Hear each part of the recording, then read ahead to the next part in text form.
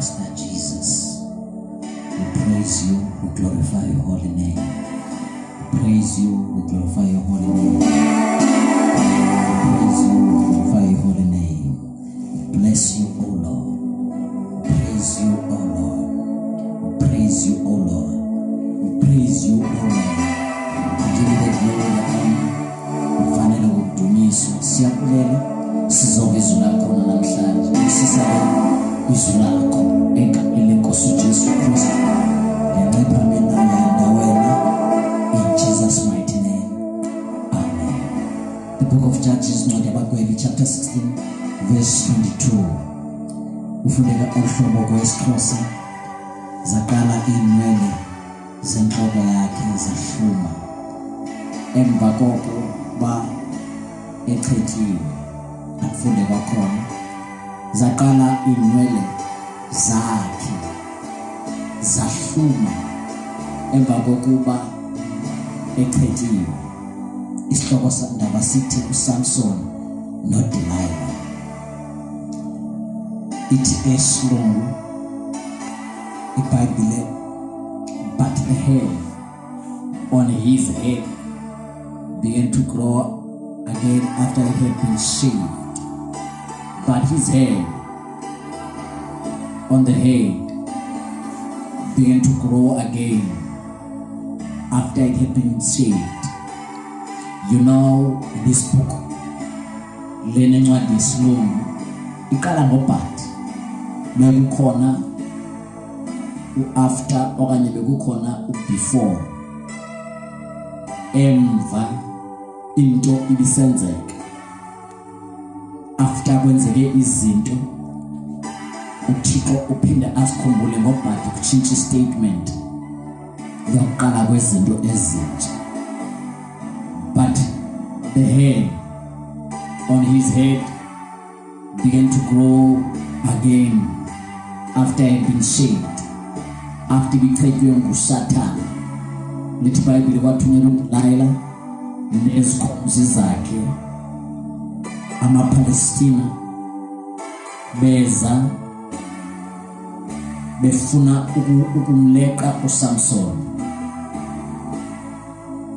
Balithi iBhayibhile zangayeke uDelilah ufuna ukuzicheba inwele zikaSamson. Lithi iBhayibhile wayichaza imfihlelo uSamson, wayichaza uSathane uba amandla akhe asezinweleni. Lithi iBhayibhile uSathane akayekanga pheze ukumlandela uSamson kuba evile amandla asezinweleni. Be careful ukuhamba uchaza imfihlelo yakho ukuthi indawo gcine into zikaNkulunkulu, ungahamba usichaza nakobani na. Lithi iBhayibhile this time uSamson wachaza imfihlelo, wachaza amandla ukuthi andawo amandla asezinweleni. Lithi iBhayibhile uSamson wanikeza imfihlelo uDelilah. Ncomo uDelilah wathi ngiwatholile ukuthi amandla andawo. Wahamba asireport uDelilah uSathane inkunzi endala begrago. Lithi iBhayibhile waya uDelilah wachaza imfihlelo. Angazi imfihlelo yakho ichazele uDelilah, yazi imfihlelo yakho ichazele uSathane ngenxa yobakhelesi. This time my Bible says ezechazele uSathane uSamson. Thengisa into zikaNkulunkulu, into zikaNkulunkulu zifumana kanzima, into zikaNkulunkulu zifumana kanzima, into zikaSomandla azifumaneki nje. Sibona uSamson selithole ilanga. Thengisele into zikaNkulunkulu, thengisele into zikaMani, into ezamani. Into zikaNkulunkulu asifumaneke emashopu, into zikaNkulunkulu asifumane online, into zikaNkulunkulu asifumane kwi-stores. Thengisa ngamandla. into esafariselwayo, into enqanyelwayo. Sibona uSamson elahla.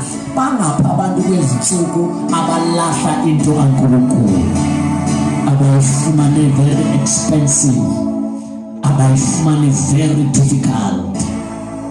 Into kaNkulunkulu yazobiwa ngowesifazane, into kaNkulunkulu yazobiwa ngomtsentana, into kaNkulunkulu yazobiwa nguDelilah, into kaNkulunkulu yazobiwa ngolusifa uGrakho wathengisa ngayo. Ngalithi bayile lifunayo le ndoda yazisola ngoba iva amandla asukile, iva amandla athengise ngawo, ivineba esukile, yababuhlungu enhliziyweni yayo. Yabangazama le ndoda ukuyisa amandla ayo, yabangazama le ndoda ukuzikhakha, ukuzijonga ukuthi isenawo amandla, amandla wasekho. Thengise ngawo. Ave kubuhlungu ukulahlekelwa ngamandla, ngoba xa sekufuneke kuyila amandla kuba nzima ukuwabuyisa. Solahla into kaNkulunkulu, solahla amandla. Lithi iBhayibhile zacheka inwele kuDelilah, zacheka inwele kuLusifa. Kunamadoda acheka inwele siyabona khona, bathi inwele amandla awekho. Ba-operate ngama-gift bathaka awekho amandla, bahlabelela ngama-gift bathi awekho amandla, bafunda ilizwi bathi alinawo amandla. Uthi uSamsoni, uNkulunkulu ngicela into yodwa, ahlume inwele zami, somandla abuye amandla akho. Ucela into yodwa, ucela amandla. Ucela into yodwa, ucela impilo. Ucela into yodwa, ukumva usomandla. Lithi iBhayibhile Apocalypse 22, zaqala inwele, zaqala inwele, zahluma kancane, zaqala inwele, aqala amandla abuya kancane. Wayijongene ne-army enzima kakhulu uSamson, ekufuneka nalamandla akhe ewadilizile umkhuba kaSathane. Wathi uNkulunkulu, ngizohlumisa inwele ngamabutsha, ngizohlumisa inwele kwakhona. Zaqalisa inwele, zahluma kwakhona. Funa ukuthi kuwe namhlanje ehlweni inwele zakho ziyahluma, amandla akho ayahluma, into zakho ziyabuyiselwa apho bezikhona, iportion yakho ziyabuya, umndeni wakho uyabuya, abantwana bakho bayabuya. Zabuya into zikaSamson kwindawo yakhe, zahluma inwele, ahluma amandla. Nakuwe namhlanje wena umamele ekhaya, umthandazo wakho uzohluma, umlambela wakho uThixo uzohluma.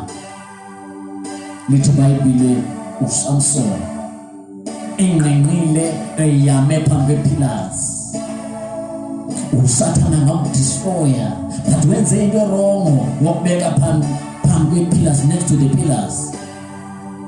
Ukiba ngokudestroy uSathane umqhele inwele, wamripha off, wamdestroy. Yabona uSathane lithi iBhayibhile uzochitha, uzobulala chabalalise, akusiyo empty. Bangapha abantu kwensuka abashiye uSathane be-empty, but uNkulunkulu ehlweni ziyabuyisela into zakho, ziyabuya inwele zakho. Zahluma inwele zikaSamson ehlulwe uDelilah.